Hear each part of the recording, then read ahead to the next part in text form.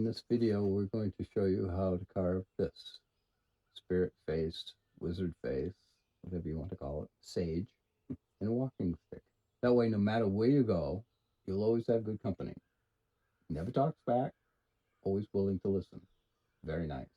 I like to use a curved handled cane like this. When you put a face on an outward curve like that, it just lays in really nice, and you'll see what I mean as I go along. This is a piece of striped maple, aka moose maple. It's fairly light as maples go, and it carves really easily. When you put the oil onto the bark, which I like to leave the bark on a lot of my sticks, because that's a lot of the character of the wood. You know, I call these my wildwood sticks. I make very fine canes out of blackwood like wenchwood and stuff like that. These wild sticks are a lot of fun.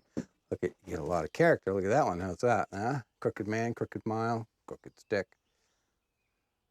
So that's a cool one. This is another one. For this type of carving that I'm going to show you, I would probably cut this off and make this kind of a knobby handle here. Would have used this one. It's got a nice arch to it here. But this little cat face, I call these things cat faces, indicates that there's a knot in there. And sometimes knots work out. Sometimes they don't. I didn't want to take a chance. This one seems to be fairly clear.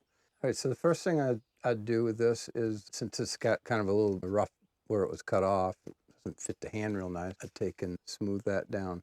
These sticks, I'll start right off by saying, have been dried for a while, and a lot of the guys that make sticks will harvest the wild sticks and put them aside for a year or sometimes two to dry, which is fine. There's a lot of good reasons behind that.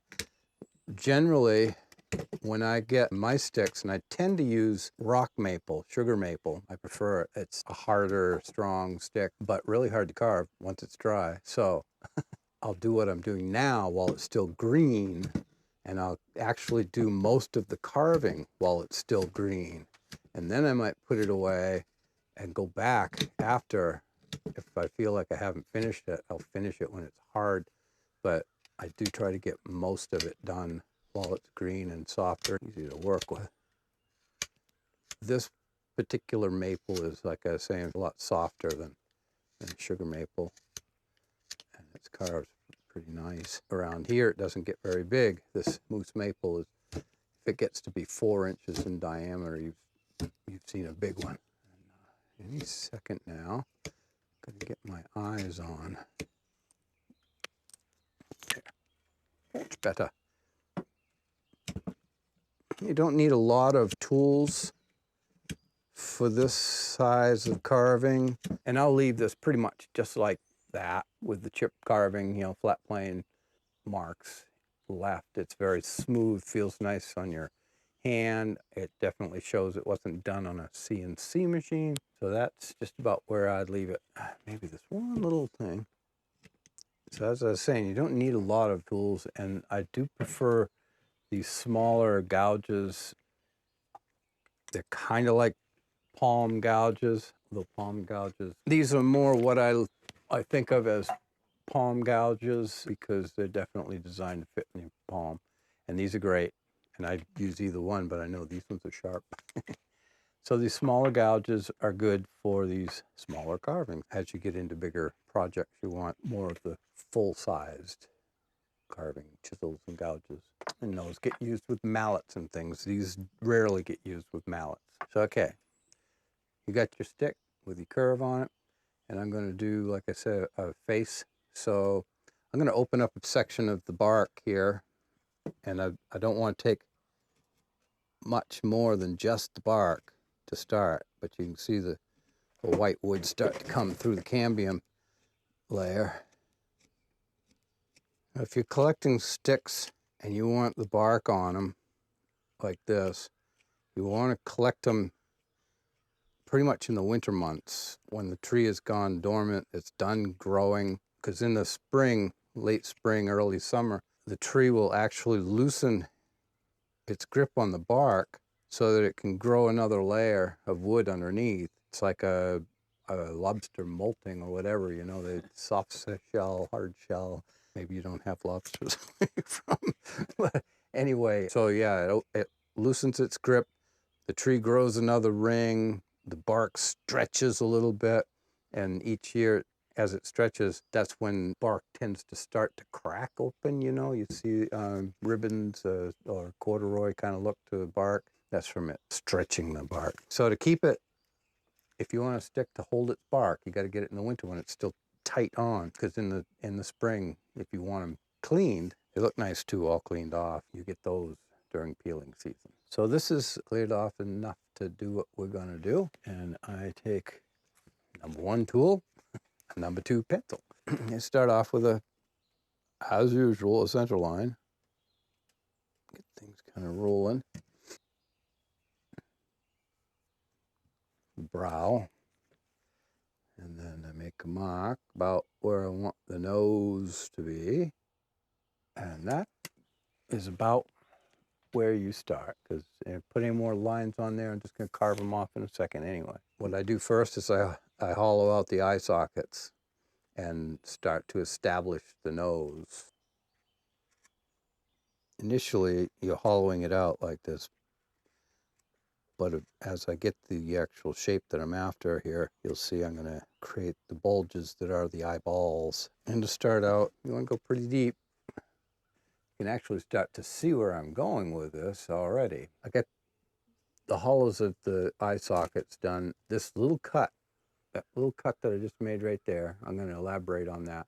But that is starting to define the cheekbones in the thing. Okay, do that upside down to you. And it also establishes the muzzle of the human face. Just for a minute, we're going to switch it up, and I'm going to go to my knife. Little carving knife here. And I'm going to cut the nose. To cut the nose on both sides. And I'm cutting up to it. That was a stopping cut I just put in there. Stopped it from taking the whole nose off. Okay.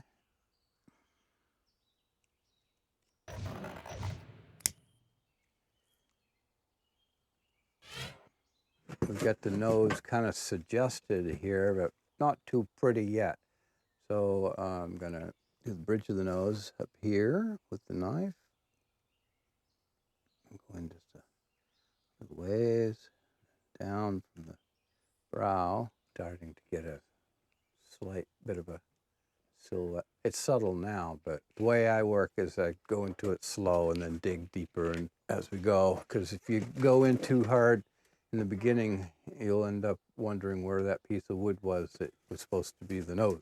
So at this point, I'm going to suggest the eyeballs, and in doing so, I'll dig out my sockets and brow deeper, which will also bring the nose out more. I went to a smaller gouge, really nice. I think it's a number 8. Don't forget to hit like. For Pete's sakes, do subscribe. Helps out a lot. You can see I've deepened the sockets and the brows sticking out a bit more. So I'm going to go in here and work it so that the nose, I have a little bit more nose. For me, I need to do pretty, kind of the whole thing. Not just, I can't just like do the eyes right now. I've got to do the cheeks, the muzzle, the mustache, nose, beard, everything kind of all together. So what I'm going to do now is I'm going to hollow out his cheeks, which will define his cheekbones and also give more rise to his muzzle. You can see the difference that the cheeks being hollowed out make. You can start to see the skeletal foundation of the face. A nice wider swept gouge. Doesn't take a lot of wood to be removed to make a fairly big impact on what you're doing here. All right, now I'm going to switch it back to the knife for a little bit. Cut in a little deeper under the nose. I want to define the brow more.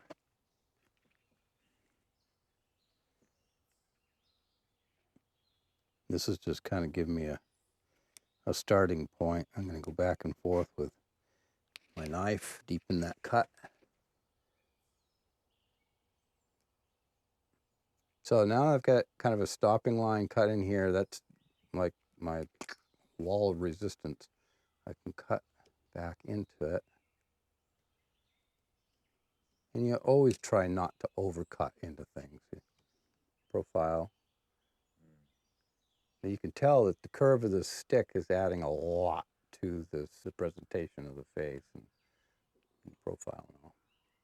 What's kind of funny is when you start carving faces, start looking at people differently. You start noticing features, and everybody's face is a little different, you know. Central forehead is at a good place for the moment. What's nice is the more you do on the eyes, the more the nose comes out to play.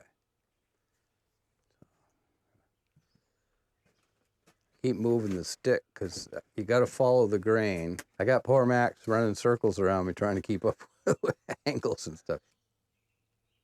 You remember we didn't start off with a too highly defined nose, but we're working into one as we go. So right now I'm just taking off some of the deeper gouge marks that aren't lending much to the carving, so I want to make them go away, smooth them out a bit. Basically, we've got most of the bulk material gone, and it's the nitpickly little detaily stuff that's going on now. I'm quite comfortable with the knife. I started out, when I was a kid, I started out carving with X-Acto knives. Gouges and chisels are wonderful tools, but I do seem to gravitate back to the knife. Can one ever be totally satisfied with a nose? Gets to a point that you just gotta call it. All right, I'm gonna define better the mustache. So we've got the foundation all laid in here. I like his face. I like his nose. I like his eyebrows. Lip looks in the right spot. Everything looks pretty good. I gotta get the ladybug action shot. Oh well. Yeah, whatever. Okay, this is pretty much ready for the what I'd consider the final stage of this operation, which is the parting tool, V-gouge. I'm going to start cutting in the hair, on the beard, the mustache, and scalp. Also, at this point, you'll be cutting in the eyes. I'll start with that.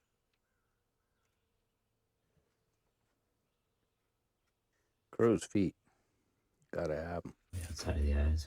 Yeah, these crow's feet. I to give him a bit of a concerned brow. His brow's about where I want it to be. So I'm going to start laying in the mustache. The parting tool really does most of the detail work on these things to get the foundation laid.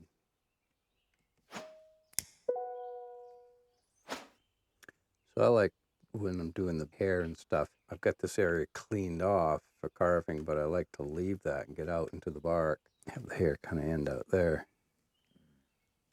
It just shows a nice border. I'm going to hit it with some sandpaper. This'll do. That's too much. 220 is usually my go-to, especially for little pieces like this. This isn't really hardwood, but it's not really terribly soft either, so I can feel comfortable sanding it. Sometimes like pine and things like that, you have to be really careful sanding because you can sand away all your hard work. I generally go with a 4/0 steel wool, especially when I'm doing bone and stuff like that. But 2/0, 3/0, 4/0, shave and haircut. It's funny, it's focusing on your face, but it should focus on the stick. Ooh, I'm hideous. Wait a second. He's got a hair up his nose. I can't have that. Oh, it's better. Yeah. He thanks me very much. He's got no balls of his own.